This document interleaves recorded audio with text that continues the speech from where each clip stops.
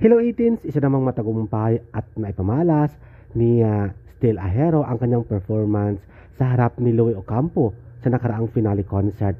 Nag-post at sinabi nga ito ni Louie Ocampo na it's emotional, moving at great performance ang pinakita ni Stell Ahero sa harap ng mga manonood at mga fans.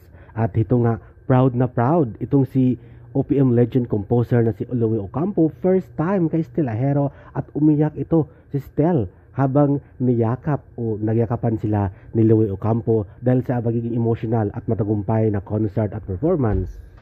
Yes, it's emotional, great at moving performance ang sinabi ni Louie Ocampo kay Stell Ahero at syempre proud din si Mr. Louie sa tagumpay ng concert ng SB19 sa Araneta Coliseum. Nag-post nga itong OPM legend composer na si Louie Ocampo tungkol sa SB19 at kay Mr. Stell Ahero. Kaya again, congratulations!